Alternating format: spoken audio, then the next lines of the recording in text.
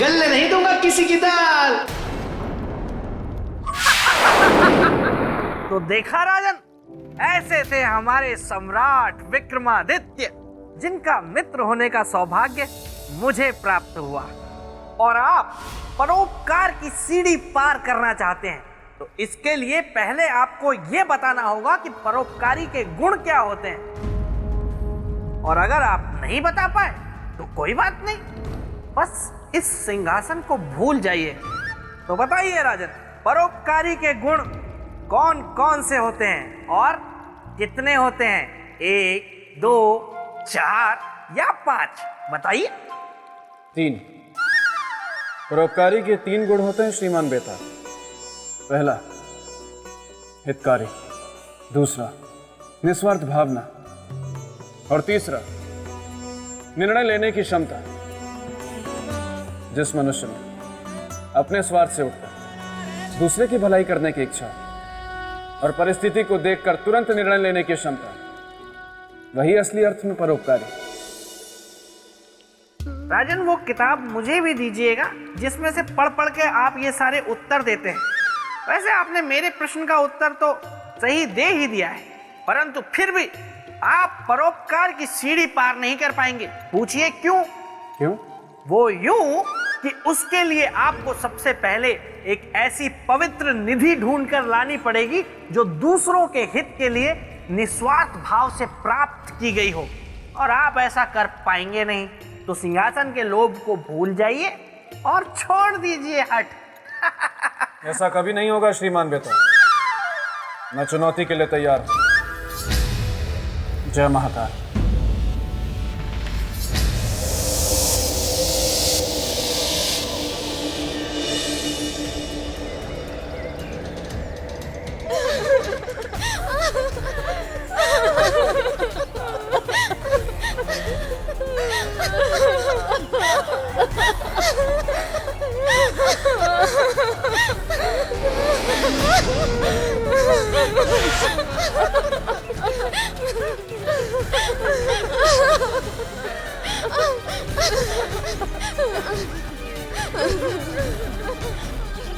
इस घने जंगल में एक साथ कई स्त्रियों के रोने की आवाज, क्या दुख हो सकता है इन्हें? मुझे देखना चाहिए और उनकी सहायता करनी चाहिए।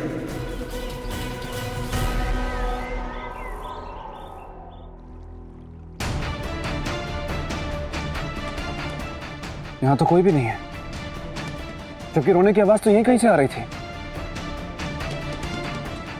इतनी जल्दी कोई कहां जा सकता है? हे देवियों, कौन है आप लोग? मैं राजा भोज हूं, कृपया मुझे अपने दुख का कारण बताएं। मनुष्य, चले जाओ यहाँ से। यहाँ रहकर हमारा दुख और मत बढ़ाओ। तुम स्वार्थी मनुष्य क्या भला करोगे हमारा? तुम्हें तो हम बेजुबानों की हत्या करने में जरा भी दया नहीं आती। देवियों, मैं आपके दुख को बढ़ाना नहीं चाहता, बल्कि उसे कम करना चाहता हूं। इसलिए मुझे अपने दुख का कारण बताएं और मुझे सहायता करने का अवसर दें। विधाता ने मनुष्य की 5 उंगलियां बनाई हैं और 5 उंगलियां समान नहीं होती, इसीलिए सारे मनुष्य समान हो यह भी आवश्यक नहीं। अगर कोई अधर्मी है तो धर्म की रक्षा करने वाला भी है। हम कैसे मान लें कि तुम लोभी, स्वार्थी और निर्मम नहीं हो? क्या प्रमाण है तुम्हारे पास? कुछ भी नहीं जो मैं दिखा सकूं, पर मेरा यह कर्म है जो ये अवश्य प्रमाणित करेगा कि मैं कौन हूं। बस एक बार मुझ पर विश्वास करें और मुझे अपनी सहायता करने का अवसर दें। मुझे अपने दुख का कारण बताइए। हमारे दुख का कारण है सामंत और तांत्रिक।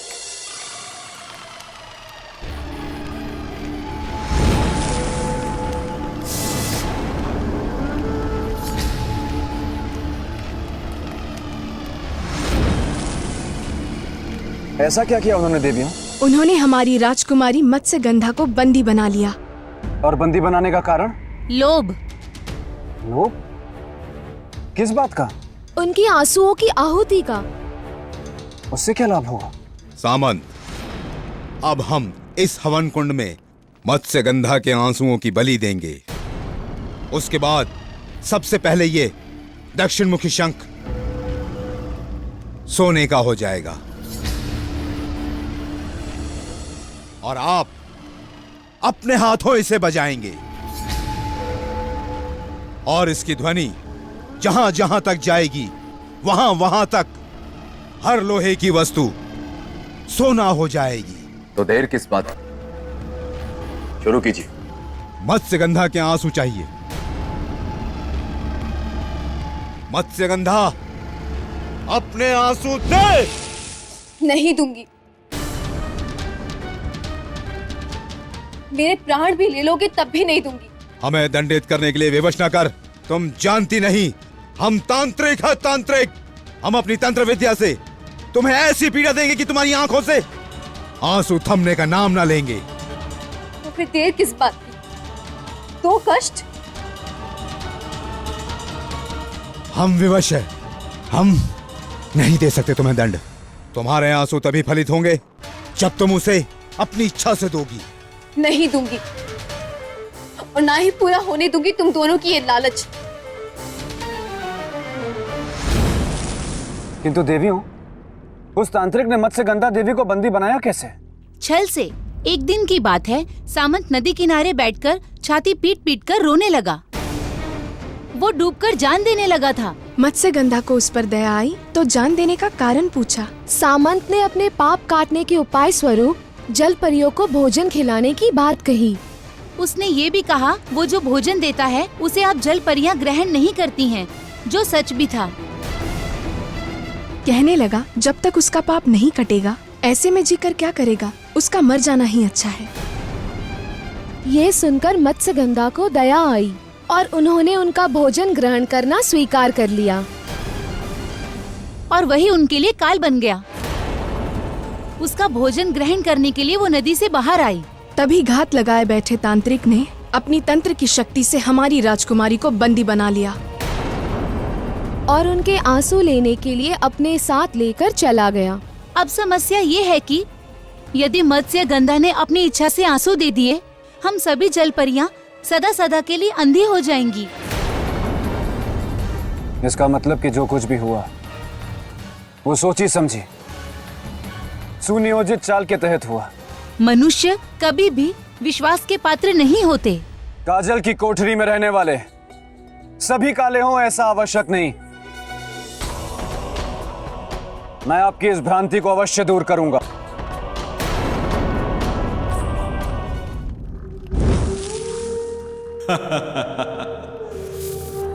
मत्स्यगंधा, मैंने तुझे बहुत भोजन दिया, परंतु अब उस भोजन के एक एक दाने का हिसाब लूंगा मैं। एक एक दाने का। तांत्रिक, आवाहन शुरू कीजिए।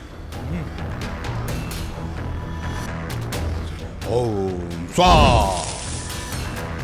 सामंत, सोने की लालच ने तुझे अंधा कर दिया है। मैं तुझे शाप देती हूँ कि तेरी ये लालच ऐसे फलेगी कि जिस भी जीवित प्राणी पर तेरी ये नजर पड़ेगी वो सोने में बदल जाएगी। मूर्ख! तुम हमारे यजमान को श्राप नहीं दे सकती। हम तुम्हें इसी हवन कुंड में भस्म कर देंगे।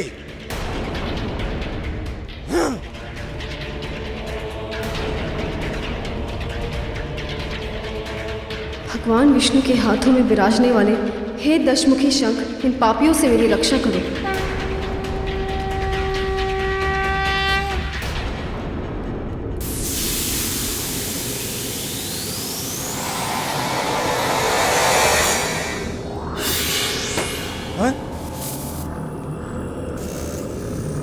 तांत्रिक, यदि मत्स्यगंधा का श्राप सत्य हो गया तो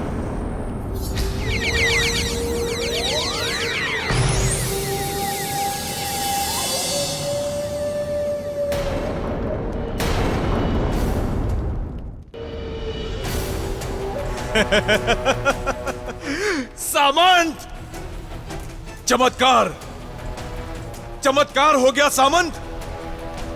अब मैं कुछ भी सोने का बना सकता हूं, किसी को भी सोने का बना सकता हूं। मैं सबको सोने का बना दूंगा। मैं जहां भी देखूंगा सोना बनेगा। सोना बनेगा, हर तरफ सोना ही सोना। सामान देवी मत्स्यगंधा को कुछ भी नहीं होगा। मैं आप सबको वचन देता हूं कि मैं उन्हें वापस लेकर आऊंगा, सुरक्षित और सकुशल। आपके इस वचन के पीछे का स्वार्थ क्या है? कुछ भी नहीं, ये सब मैं आप लोगों के हित के लिए कर रहा हूं। मुझ पर विश्वास रखें और मुझे आज्ञा दें।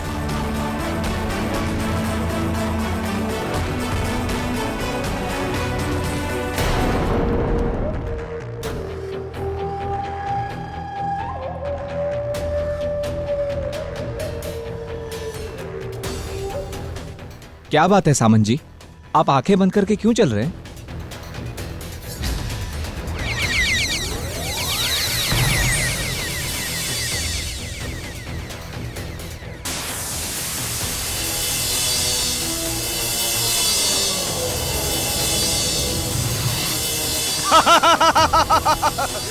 मैं स्वर्ण लोक बसाऊंगा, स्वर्ण लोक का स्वामी बनूंगा। मैं जिसे भी देखूंगा वो सोने का बन जाएगा। सोना सोना, हर तरफ सोना ही सोना। भाग्यवान, बाहर आइए, बाहर आइए भाग्यवान। हम आपके लिए एक शुभ समाचार लाए हैं। कहिए स्वामी। अरे इसे क्या हुआ? मैंने वरदान पा लिया। मत्स्यगंधा ने मुझे वरदान दे दिया। कैसा वरदान? कि मैं किसी भी जीवित वस्तु को देखूंगा तो वो सोने में बदल जाएगी।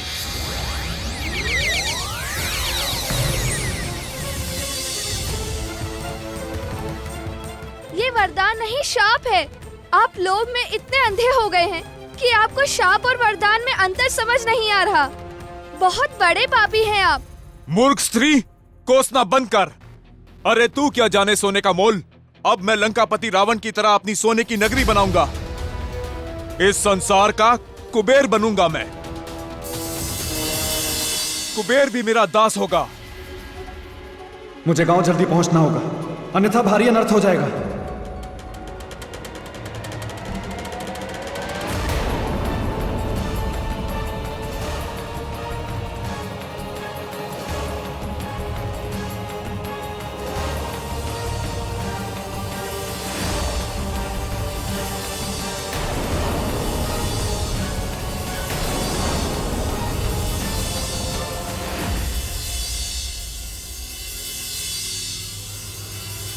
देवी, ये सब क्या है? आप सब सोने में परिवर्तित कैसे हो रहे हैं? अपने पति के लोभ के कारण हम सभी जीवित प्राणियों पर मत्स्यगंधा का शाप फलित हुआ है। सोने के लालच में अपने यज्ञ के लिए उन्होंने उसे बंदी बनाकर रखा था। उसी का फल है ये सब। और देवी मत्स्यगंधा कहाँ है? नहीं जानती। और आपके पति? लोगों को सोने का बनाने के लिए।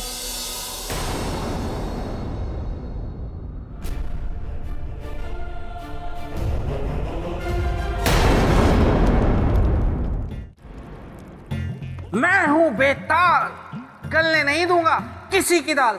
जाकर देखता हूं कि राजा भोज अब क्या तिकड़म भिड़ाएंगे और कैसे खिचड़ी पकाएंगे, क्योंकि ये परीक्षा बहुत ही कठिन परीक्षा है।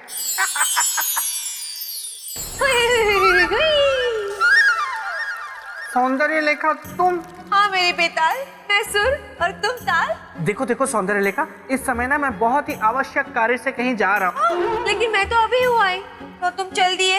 नहीं, मैं चल दिया था तब तुम आई। एक ही तो बात हुई। नहीं, एक बात नहीं है। देखो मेरी बात सुनो। तुम मेरी बात सुनो बेताल, मैं तुम्हें ऐसे नहीं जाने दूंगी। ये देखो, तुम्हारे लिए प्रेम अंगोछा हुलाई। इसे तुम्हें पहना के ही रहूंगी। अब देखो सौंदर्य लेखा, मैं ये प्रेम अंगोछा पहनूंगा, लेकिन जब तक उस पेड़ से सोने का आम नहीं गिरता ना जमीन पर, तब तक मैं ये प्रेम अंगोछा नहीं पहन सकता। सोने का आम कहाँ है? ओ वाह, वो तो आम का पेड़ है ही नहीं बेताल। हाँ, आम का पेड़ नहीं है, लेकिन उस पेड़ से सोने का आम जमीन पर गिरता है। और अगर तुम्हें देखना है ना, तो एक टुक वहां पर देखना पड़ेगा, बिना अपनी पलकें झपकाए, और मुड़कर तो बिल्कुल भी मत देखना, वरना तुम सोने का आम जमीन पे गिरते हुए नहीं देख पाओगी। ठीक है? बिल्कुल मौन धारण करके वहीं देखती रहो। ध्यान लगाओ सौंदर्य लेखा, ध्यान लगाओ, आम गिरेगा। कमाल कर दिया सामंत, तुमने कमाल कर दिया। किसी को नहीं छोड़ा, किसी को भी नहीं, सबको सोना बना दिया। सोना! मत्स्यगंधा ने मुझे बहुत बड़ा वरदान दिया है, एकदम मेरी इच्छा के अनुरूप। सोना, सोना, सोना, केवल सोना ही सोना। निश्चित रूप से यह आवाज सामंत की है।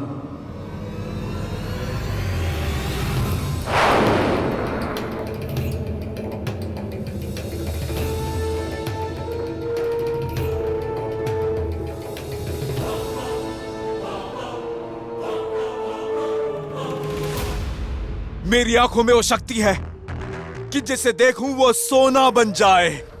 संसार वालों, अपनी कुशलता चाहते हो तो मुझसे बच के रहना, अन्यथा अपने जीवन से हाथ धो बैठोगे। सबको सोने का बना दूंगा, सबको। किंतु सामंत, तुम सोने के नहीं हो, तुम एक इंसान हो जो मिट्टी का होता है। तुम में भी जीवन है, और जीवन का अर्थ होता है भूख, प्यास, सर्दी, गर्मी, जो सोने से नहीं मिटती, सोने से नहीं बुझती।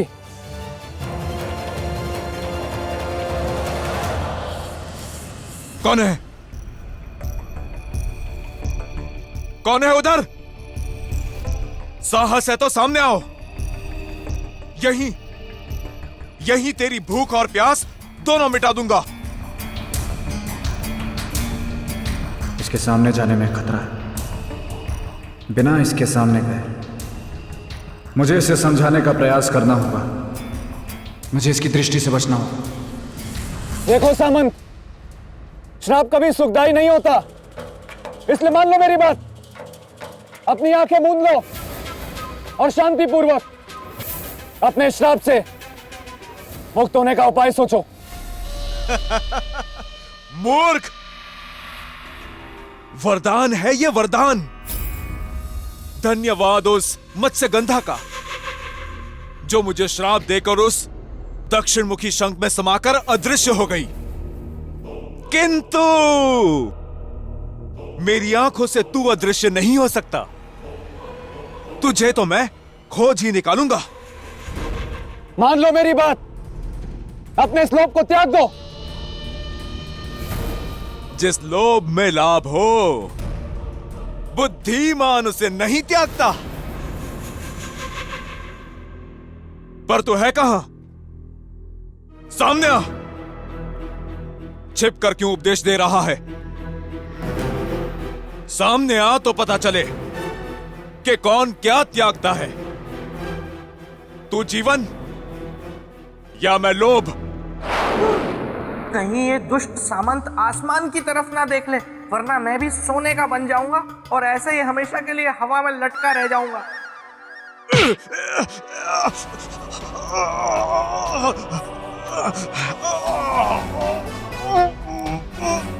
अपने इस लोभ को त्याग दो सामंत, त्याग दो। छोड़ मुझे, छोड़। मैं तुझे अभी सोने का बनाता हूं। छोड़ दे मुझे।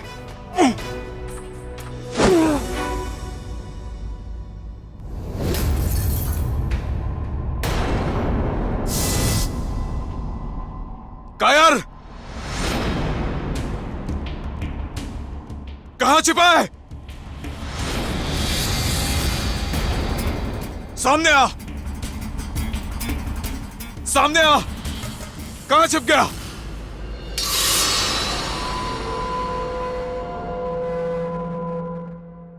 अरे हाँ, ये युक्ति अवश्य काम करेगी।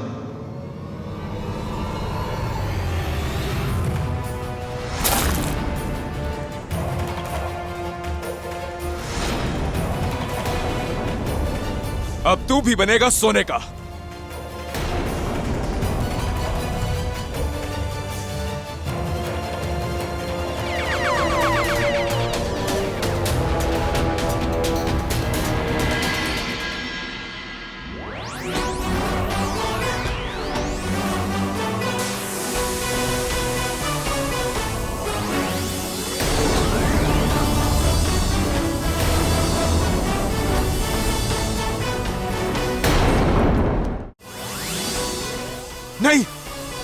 मैं सोने का नहीं बन सकता। मुझे सोने का नहीं बनना, बचाओ मुझे। इंसान जो बोता है वही काटता है सामंत, किंतु अभी भी समय है। तुम अपने श्राप से मुक्त हो सकते हो। मुझे बताओ कि मत्स्यगंधा कहाँ है? मत्स्यगंधा मुझे श्राप देखे दक्षिण मुखी शंख के साथ अदृश्य हो गई।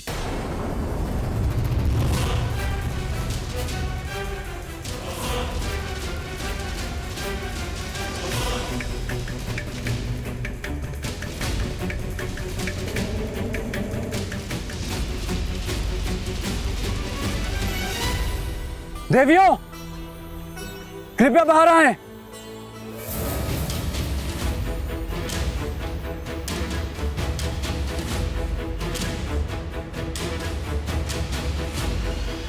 क्या हुआ राजन? देवियों, कृपया देवी मत्स्यगंधा को बुलाएं। मत्स्यगंधा यहाँ कहाँ है? यहाँ नहीं है? नहीं। और वहां भी नहीं है। सामंत के अनुसार वो उसे श्राप देकर कहीं अदृश्य हो गई, और मुझे लगा कि वो यहां अपने लोग वापस आई होंगे, और शंख ने उसकी रक्षा की, और उन्हें इस जगह के अलावा और कहां ले जा सकता है? मुझे तो लग रहा है कि वो दोनों किसी संकट में तो नहीं।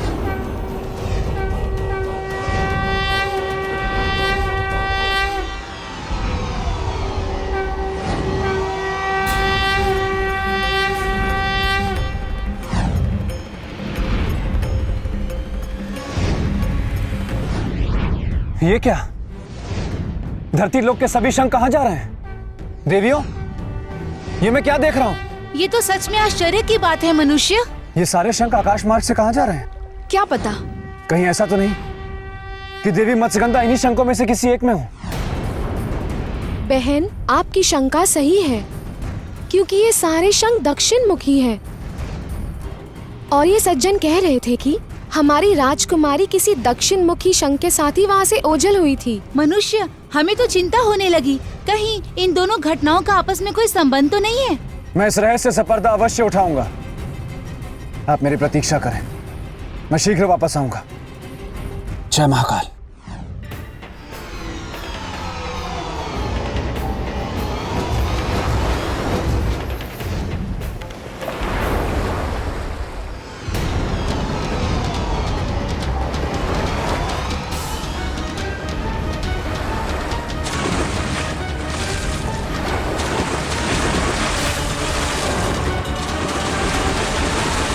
ये तो मैं पहली बार देख रहा हूं कि ये सारे शंख जो एक बार समुद्र से बाहर आ गए, वो पुनः समुद्र में वापस लौट रहे हैं। क्या कारण हो सकता है उनका इस प्रकार पृथ्वी से वापस लौटने का? कहीं कोई संबंध तो नहीं इनमें और देवी मत्स्यगंधा के अदृश्य होने और एक इस भाव का संकेत? शुभ का या अशुभ का? किससे पूछूं? हाँ, ऋषि मुनि बता सकते हैं। उन्हें इसका अर्थ अवश्य ज्ञात होगा। मुझे उनके पास चलना चाहिए अपनी इस समस्या को लेकर।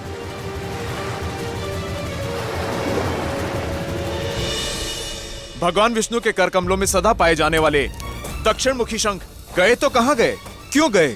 कारण किसी को ज्ञात नहीं। मुझे ज्ञात है ऋषिगण। कौन हो तुम वत्स? प्रणाम ऋषिगण। मैं राजा भोज हूं। पर तुम्हें कैसे पता सारे शंखों के बारे में? क्योंकि मैंने उन्हें जाते हुए देखा है। कहां? समुद्र में। समुद्र में?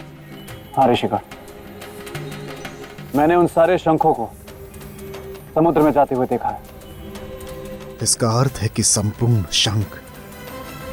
शंख लोक वापस चले गए। उनका अचानक से शंख लोक वापस जाने का क्या कारण हो सकता है ऋषियों? कारण तो वहां के क्रियाकलापों को देखने के बाद ही पता चलेगा। तो कृपया देखें ऋषिवर और पता लगाएं इस कारण का, क्योंकि इस समस्या के समाधान के लिए उस कारण का जानना अति आवश्यक है। तुम्हारा कथन उचित है।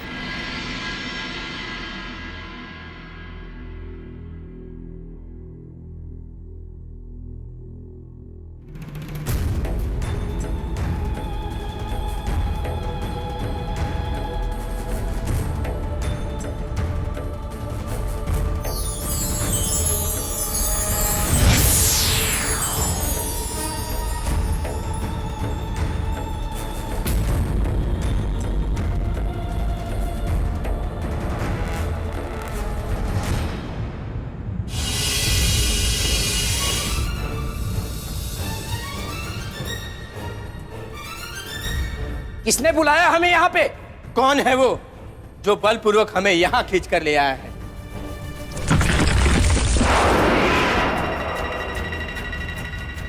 मैं लाया हूं तुम लोगों को यहां अपनी आसुरी शक्ति से खींचकर।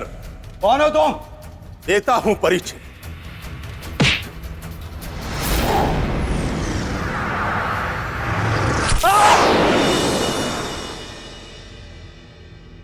मृत्यु हूं मैं तुम लोगों की। शंखासुर नाम है मेरा।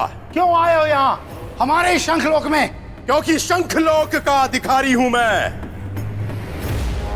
अब केवल मेरा अधिकार होगा तुम्हारे शंखलोक पर, और शीघ्र ही तीनों लोकों को मैं अपने अधिकार में कर लूंगा और बन जाऊंगा संपूर्ण ब्रह्मांड का स्वामी।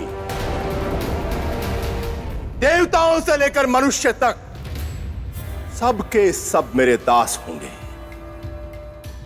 इसलिए संपूर्ण ब्रह्मांड के स्वामी से प्रसन्न नहीं, उसकी आज्ञा का पालन करना सीखो। असुर सैनिकों, बंदी बना लो इन सबको।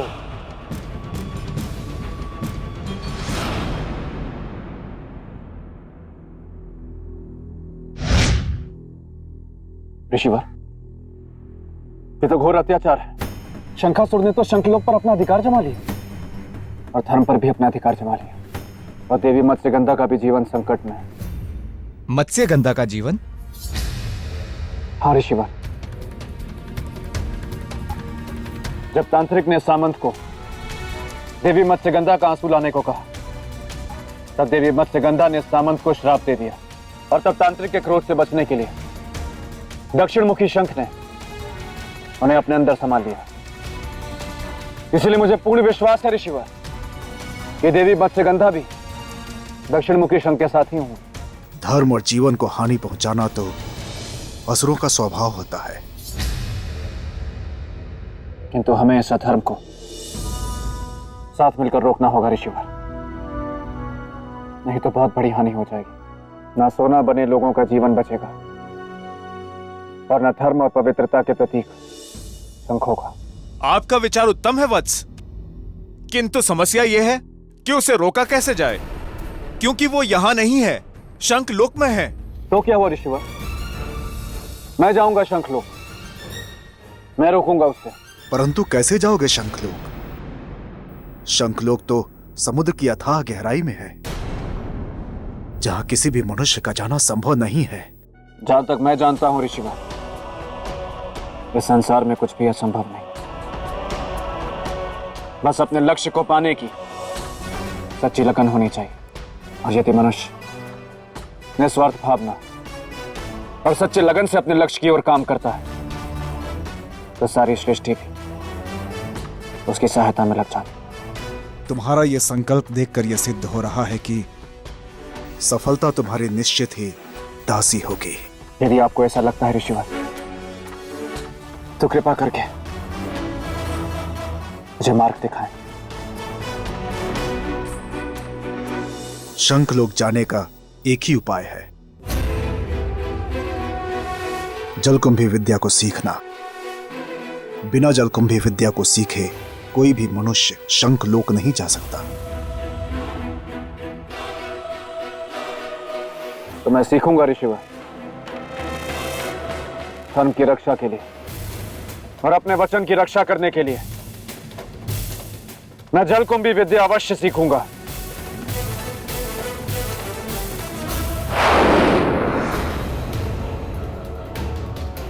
मित्र, बाहर जाने का मार्ग भी नहीं मिल रहा। और अब मिलेगा भी नहीं। तुम सब यहीं मेरे बंदी बनकर रहोगे सदा सदा के लिए, और धीरे धीरे मैं तुम सबको नष्ट करूंगा और अकेला इस शंखलोक का अधिकारी बन जाऊंगा। राज करूंगा मैं इस शंखलोक पर, अकेला स्वामी बनकर। राजन! मान बेताल, आप यहाँ? हाँ राजन, मैं, और देखिए मुझे घबराहट के कारण कितनी कपकपी हो रही है। आप तो कांपते हुए दिख नहीं रहे। कपकपी अंदरूनी है ना, इसीलिए आपको दिखाई नहीं पड़ रही, पर हो रही है। और आपकी घबराहट का कारण क्या है? आपकी वजह से मैं चिंतित हूँ। मेरी वजह से? राजन, आप जिस कार्य को करने के लिए जा रहे हैं ना, उससे आप बहुत बड़ी मुसीबत में फंस सकते हैं। इसलिए अभी भी समय है, वापस लौट चलिए। तो फिर परोपकार की परीक्षा का क्या होगा? अरे भूल जाइए परीक्षा वरीक्षा। और सिंहासन? भूल जाइए सिंहासन विंहासन। और श्रीमान बेताल आप? अरे भूल जाइए बेताल वेताल। मेरा मतलब है कि देखिए राजन, जब प्राण ही नहीं रहेंगे तो फिर आप सिंहासन का क्या करेंगे? नहीं श्रीमान बेताल, जिस परोपकार को करने का बीड़ा मैंने उठाया, जब तक उसे पूरा नहीं कर लेता तब तक मैं वापस नहीं जाऊंगा। अच्छा, मुझे अनुमति दीजिए। जय महाकाल। लेकिन बहुत ही जिद्दी है राजन, महाहठी, लेकिन मैं भी कम नहीं हूँ। ये डाल डाल तो मैं पात पात। मैं भी देखता हूँ मेरे होते ये कैसे पहुँचते हैं सिंहासन तक। तुम जिस विद्या को सीखने के लिए इतने आतुर हो, वह विद्या कितनी दुर्लभ है। उस विद्या की दुर्लभता ही है कि अब तक इस सृष्टि में उस विद्या को केवल 2 ही व्यक्ति सीख पाए हैं। ऋषिवर, चाहे यह विद्या कितनी भी दुर्लभ क्यों ना हो, इसे मैं सीखूंगा अवश्य। लेकिन इस महान विद्या को सीखने से पहले मैं उन 2 महान विभूतियों का नाम जानना चाहूंगा जो ये विद्या जानते थे, ताकि इस ज्ञान की प्रक्रिया को प्रारंभ करने से पहले उन्हें नमन कर सकूं, उनका आशीर्वाद ले सकूं। कृपया मुझे उनका नाम बताएं ऋषि। राजन, एक तो लंकापति रावण और दूसरा दुर्योधन। दुर्योधन इस विद्या को जानने के कारण ही महाभारत के युद्ध के अंतिम दिन तालाब के जल के अंदर छिप गया था। उन 2 महान ज्ञानियों को मेरा नमन। हाँ वत्स, एक बात और जिसके बारे में मैं विशेष रूप से तुमसे उल्लेख करना चाहता हूं। क्या गुरुदेव? इस विद्या को सीखने की कुछ शर्तें हैं। बताइए। यदि कोई भी व्यक्ति इस विद्या को सीखना चाहता है तो उसके अंदर तनिक भी स्वार्थ की भावना ना हो और परोपकार की भावना से वो ओतप्रोत हो। यदि इन दोनों में से किसी में भी थोड़ी भी कमी हुई तो उसका जीवन संकट में पड़ सकता है। ऋषिवर, यदि किसी के प्राणों की रक्षा करने के लिए मुझे अपने प्राण भी गंवाने पड़े, मुझे तनिक भी चिंता नहीं। और रही निस्वार्थ परोपकार की भावना की बात, तो उसका प्रमाण मेरे कर्म देंगे, मेरी वाणी में। अब जलकुंभी विद्या सिखाने की तैयारी कीजिए।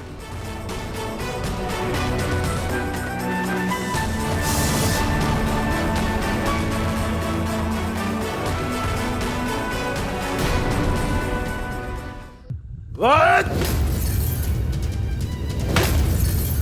What?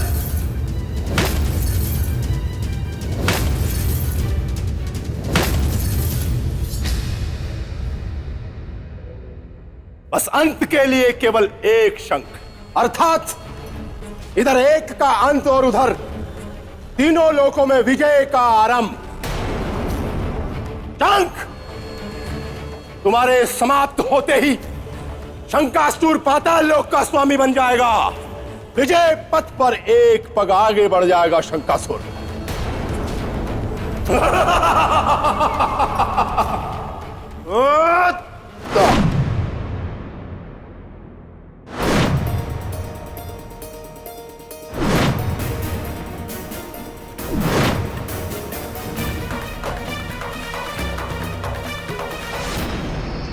मैं तुम्हें इस विद्या के बारे में विशेष रूप से समझाऊंगा। जलकुंभी विद्या एक योग क्रिया है, जल में विद्यमान प्राणवायु को ग्रहण करने की क्रिया। इस क्रिया से तुम्हें अपने मस्तिष्क को इतना जागृत और सचेत करना है कि तुम्हारा आदेश पाते ही जल में विद्यमान केवल प्राणवायु को ग्रहण करना शुरू कर दे। इसीलिए ध्यान को एकाग्रचित रखना अनिवार्य है। और उसके बाद ऋषभ? उसके बाद तुम्हें स्वयं इस बात की अनुभूति होगी कि तुम्हारे मस्तिष्क की समस्त शक्तियां एकत्रित होकर तुम्हारे आदेश का पालन कर रही हैं और तुम प्राण वायु को ग्रहण करने में सफल हो रहे हो। एक बात का ध्यान रहे, तुम्हारा आदेश जितना ही दृढ़ होगा, तुम्हारी आज्ञा का पालन उतना ही शीघ्र होगा। इसलिए अपने ध्यान को एकाग्रचित करना अति आवश्यक है। समझ गया ऋषिवर, जैसा आपने कहा है वैसा ही होगा। तो ठीक है, जल में प्रवेश करो।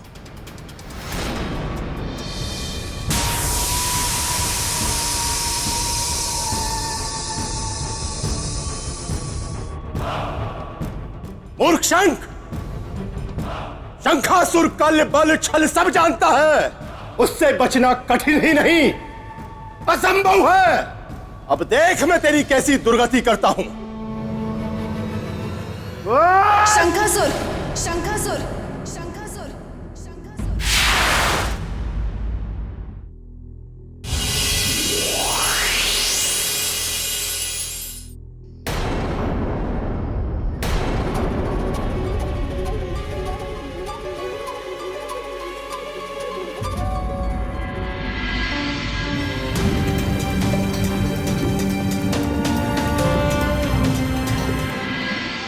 तुम्हारी सुंदरता का जवाब नहीं है सुंदर। तुम्हारे इस मनमोहक रूप ने मुझे वश में कर लिया है। मैं सब कुछ हार गया तुम्हारी इस सुंदरता के आगे, सब कुछ। तुम अवश्य मत्स्य गंधा ही हो। सही पहचाना। मैं जानता था कि इतनी रूप सी मत्स्य गंधा ही हो सकती है, अन्य कोई नहीं। इसलिए अब यह सर्वशक्तिमान शंखासुर तुम्हें अपनी पटरानी बनाने का गौरव प्रदान करता है। चलो आओ, हम विवाह सूत्र में बंधे। शंखासुर, जल परियां विवाह नहीं करती। परंतु क्यों? विवाह क्यों नहीं करती?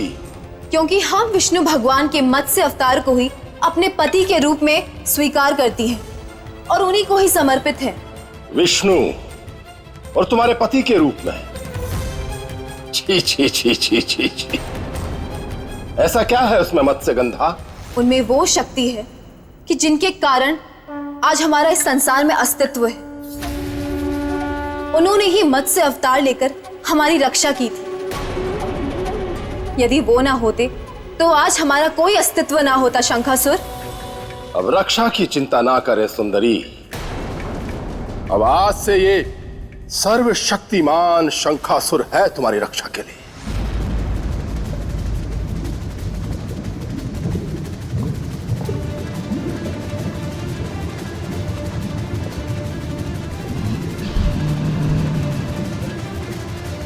वत्स, इस विद्या को सीखने के लिए मेरे बताए निर्देशों के अनुसार इस योग को केंद्रित होकर साधना।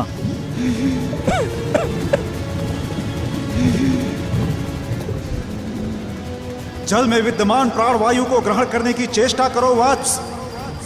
अपने ध्यान को केंद्रित करो।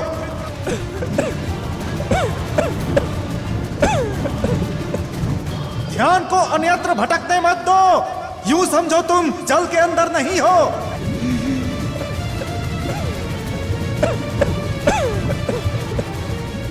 मेरी बात सुन रहे हो ना?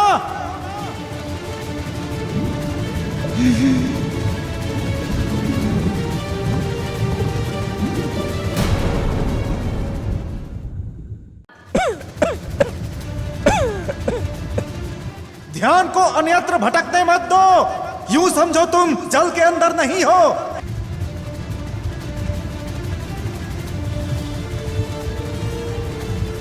मेरी बात सुन रहे हो ना?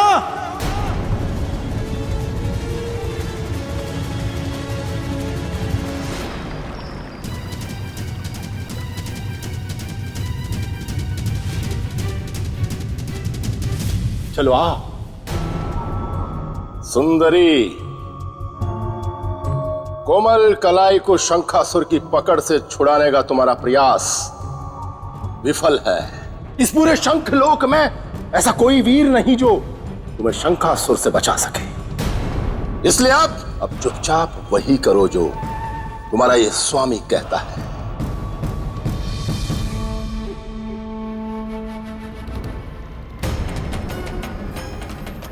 नहीं, ऐसा नहीं हो सकता है। ऐसे परोपकारी राजा भोज के जीवन का अंत नहीं हो सकता। मैं उसके निकट जाऊंगा।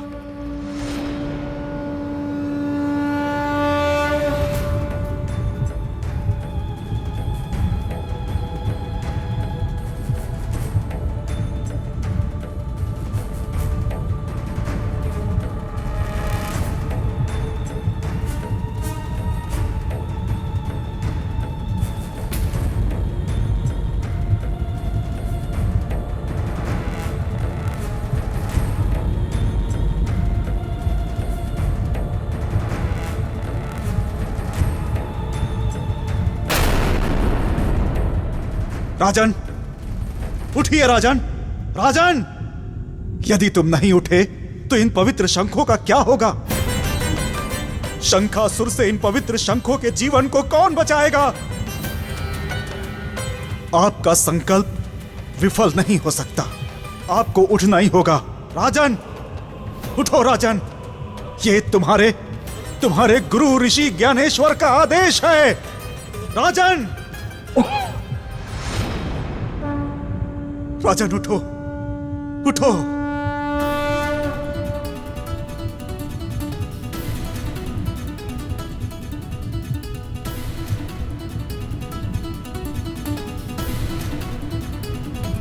राजन, अंततः आपने समस्त बाधाओं से लड़कर जलकुंभी विद्या पर विजय हासिल कर ही लिया।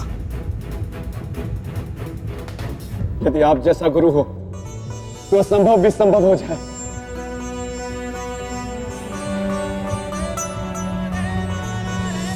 आपका शत शत नमन।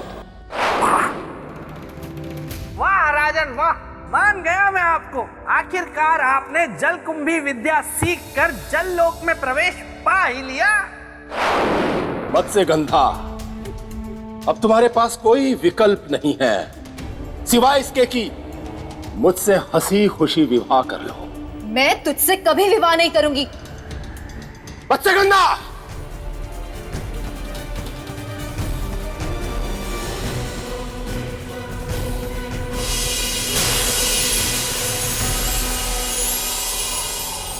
मत्स्यगंधा, तुम मुझसे बच नहीं पाओगी। अंतिम बार कह रहा हूं, शंख से बाहर आ जाओ मेरे पास। इसी में तुम्हारी और तुम्हें शरण देने वाले शंख की भलाई है। शंखासुर ये शंख अपनी जान दे देगा, पर मुझको तुझे कभी नहीं देगा। तुम दुनिया में सब कुछ पा सकते हो, पर मुझे कभी भी नहीं। तो फिर अपने इनकार का परिणाम भुगतने के लिए तैयार रहो।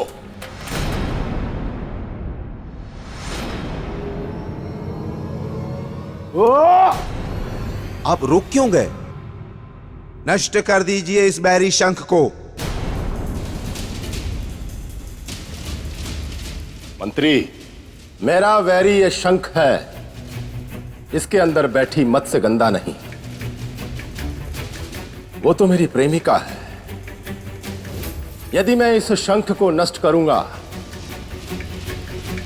तो मेरी मत्स्यगंधा का जीवन भी समाप्त हो जाएगा। अगर ये बात है तो हमें दक्षिण मुखी शंख को मारने का विचार त्यागना ही होगा। इसीलिए मैंने यह निर्णय लिया है मंत्री कि मैं इन दोनों को नष्ट नहीं करूंगा, इन दोनों को बंदी बनाकर रखूंगा और ऐसी जगह बंदी बनाकर रखूंगा, ऐसे अंधकार में रखूंगा कि एक प्रकाश की छोटी सी किरण पाने के लिए भी ये तरसेंगे। आप बिल्कुल सही कह रहे हैं महाराज। अगर आपकी आज्ञा हो तो मैं इनको बंदी गृह में डाल देता हूं। मंत्री, ये नेक काम तुम नहीं, कोई और करेगा।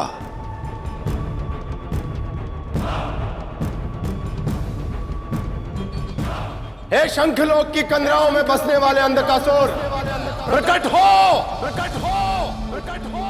अंधकासुर उपस्थित है महाराज, आदेश करें। अंधकासुर, इस शंख को ले जाओ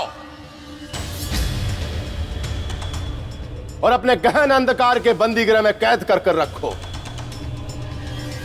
तब तक कैद करके रखो जब तक इसमें छुपी मत्स्य गंधा अपनी इच्छा से बाहर आकर मुझसे विवाह करने के लिए हां न कह दे।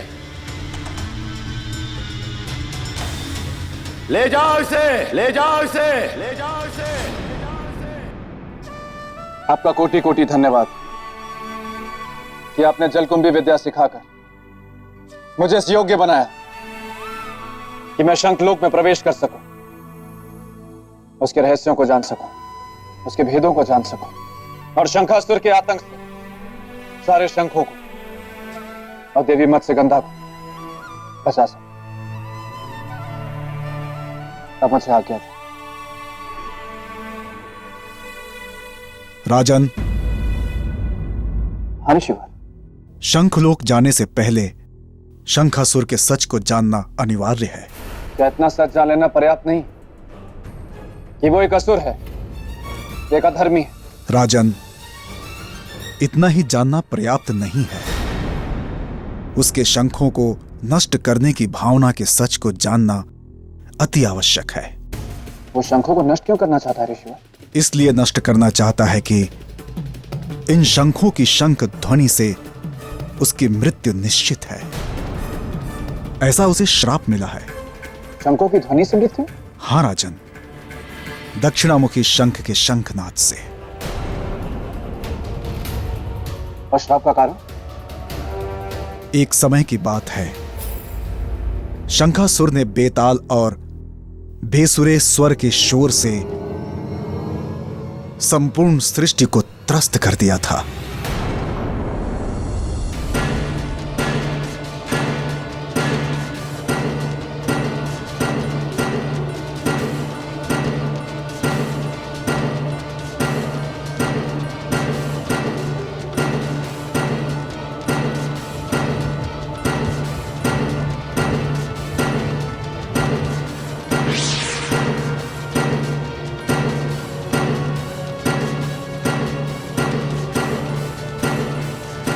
देवराज इंद्र, ये शोर बंद करवाइए।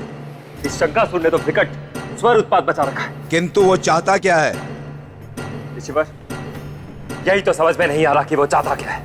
एक समय तो ऐसी स्थिति आ गई कि उसके शोर से संपूर्ण सृष्टि कांप उठी। ऐसा लगने लगा कि संपूर्ण ब्रह्मांड ध्वस्त हो जाएगा। और देवताओं ने उसे रोकने का प्रयास नहीं किया? किया। देवता इस शोर से त्रस्त होकर परमपिता ब्रह्मदेव के पास गए और उनसे इस शोर को बंद कराने का आग्रह किया। हे प्रभु, हमारी रक्षा कीजिए, हम देवों की रक्षा कीजिए। क्या कारण है इंद्रदेव जो आपने हम तीनों को एक साथ बुलाया? ब्रह्मदेव, इस ध्वनि को शांत कराइए। अब और अधिक समय तक हम इस शोर को सहन नहीं कर पाएंगे। पूरा ब्रह्मांड कंपित हो रहा है प्रभु। यह सत्य है कि यदि यह स्वर उत्पात रोका नहीं गया देवों, तो प्रलय से पूर्व ही प्रलय की स्थिति आ जाएगी। यह अत्यंत कर्णकटु एवं कर्कश ध्वनि है।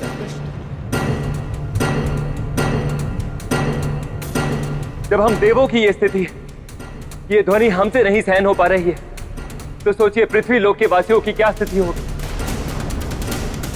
मुझे तो यह आशंका है कि इस ध्वनि से बहुत से प्राणियों की मृत्यु हो चुकी हो।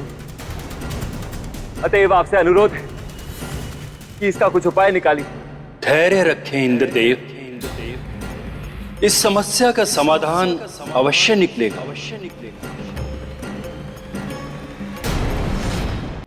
तो ब्रह्मदेव ने क्या किया ऋषि? तब ब्रह्मदेव शंखासुर के पास गए। शंखासुर, ब्रह्मदेव आप? तो मैंने बुला ही लिया आपको। तुम्हारे इस अप्रिय कोलाहल के कारण हमें आना ही पड़ा। क्यों मचा रखा है ये स्वर उत्पात? क्यों सबकी शांति समाधि भंग की है? क्या चाहिए तुम्हें? वरदान, अमरता का वरदान। वो मैं तुम्हें नहीं दे सकता। तब नहीं बंद होगा ये शोर, ये कोलाहल।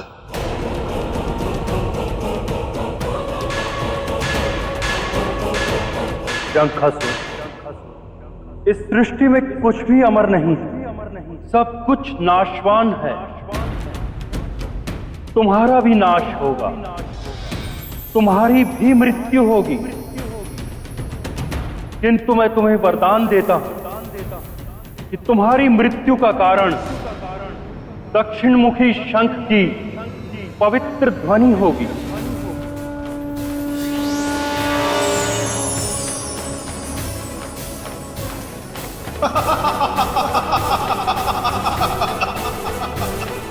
ब्रह्मदेव, यदि दक्षिणमुखी शंख की ध्वनि मेरी मृत्यु का कारण है, तो इस संसार से मैं उस कारण को ही मिटा दूंगा। ना होंगे शंख, ना होगी उनकी ध्वनि, और ना ही मेरी मृत्यु। और तब सदा सदा के लिए मैं अमर हो जाऊंगा, अमर हो जाऊंगा। राजन, संसार में पहली बार ऐसा हुआ था कि किसी के बिना तपस्या किए हुए वरदान प्राप्त हुआ था। किंतु ऋषिदेव, अधर्मी को मिला वरदान ना तो स्थायी होता है ना दीर्घायु, और यह वरदान शंखासुर की अधिक दिन तक रक्षा नहीं कर पाएगा। आपका कथन सत्य है राजन। धर्म के मार्ग पर अधर्म केवल विघ्न उत्पन्न कर सकता है, धर्म पर राज नहीं। राज तो केवल धर्म ही करेगा। विजय पताका तो केवल धर्म का ही लहराएगा। आपके आशीर्वाद से शंखासुर के साथ भी ऐसा ही होगा। अच्छा, अब मुझे आज्ञा दे। विजयी भव। जय महाकाल।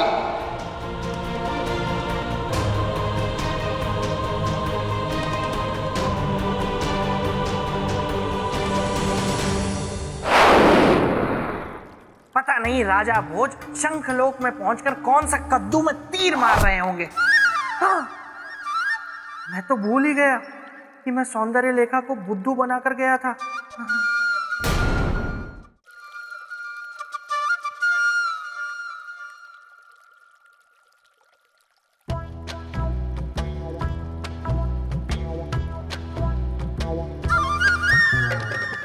बेताल, कुछ भी हो, ये बेतालनी प्रेम तुमसे बहुत करती है।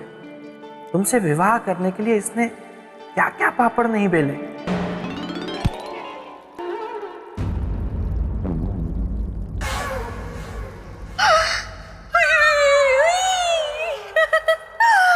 बेताल, बेताल, बेताल, ये देखो, पेड़ से टपका आम।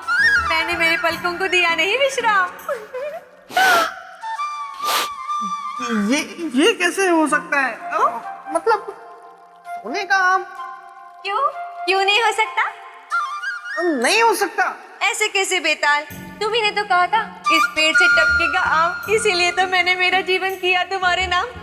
अब तो तुम्हें ये प्रेम अंगोछा पहनना ही होगा। नहीं, सौंदर्य लेखा देखो, मैंने झूठ बोला था। ओहो, तो ये भी कहा सच्चा सोने का आम है?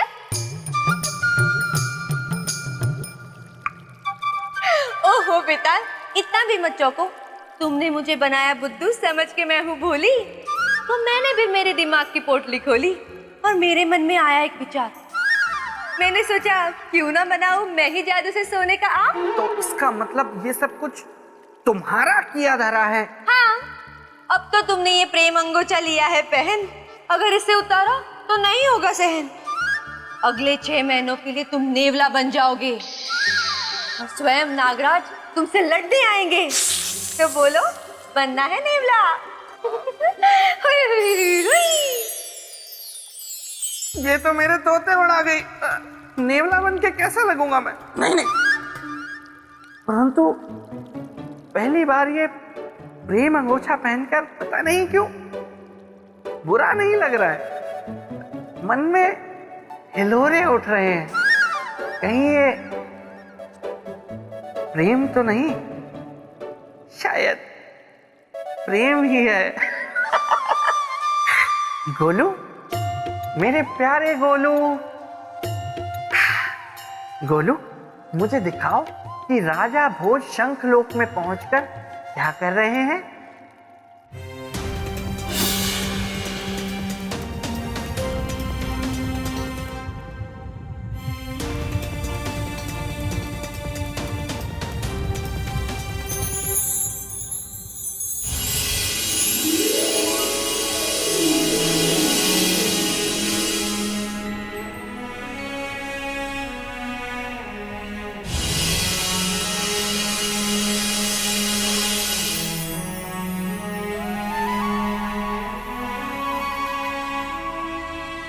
अपने प्राणों को संकट में डालकर मेरी मर्यादा और प्राण बचाने वाले हे दक्षिण मुखी शंख, आप तनिक भी चिंता ना करें, मैं आपको यहाँ से निकालूंगी, इस अंधकार से बाहर।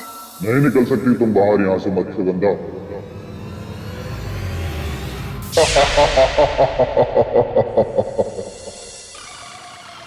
कदापि नहीं निकल सकती, क्योंकि तुम मेरी बंदी हो। इस अंधकार के राजा अंधकासुर की बंदी हो। अंधकासुर, तुम मुझे यहाँ से बाहर निकलने से नहीं रोक सकते। यदि ये अहंकार है तो कोशिश कर लो। यदि तुम्हें प्रकाश की एक किरण भी मिल जाए कि तुम्हें यहाँ से बाहर निकाल ले, तो ये अंधकासुर तुम्हारा दास होगा, मत्स्यगंधा।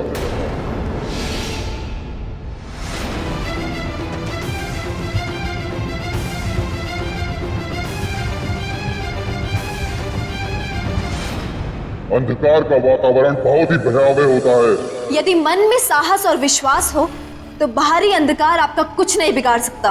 इसका अर्थ यह है कि तुम अपने विश्वास और साहस के प्रकाश के बल पर यहाँ से चली जाओगी। यहाँ के हमारे अंधकार के साम्राज्य को छोड़कर चली जाओगी। अवश्य जाऊंगी।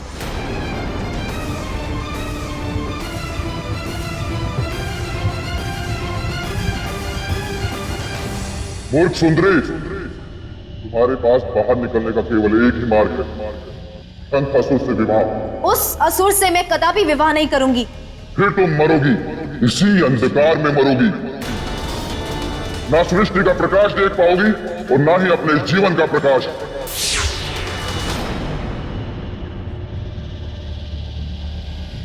अंधकासुर,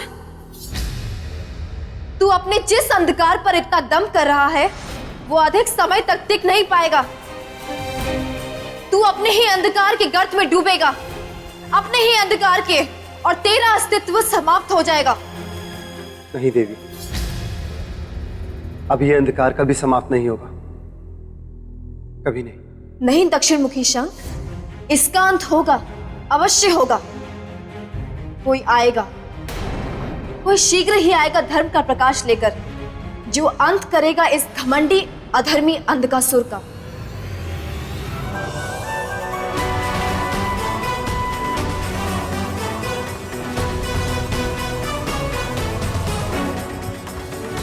यही है शंखलोक, और मुझे सबसे पहले उन शंखों को खोजना होगा जिन्हें शंखासुर ने बंदी बनाया।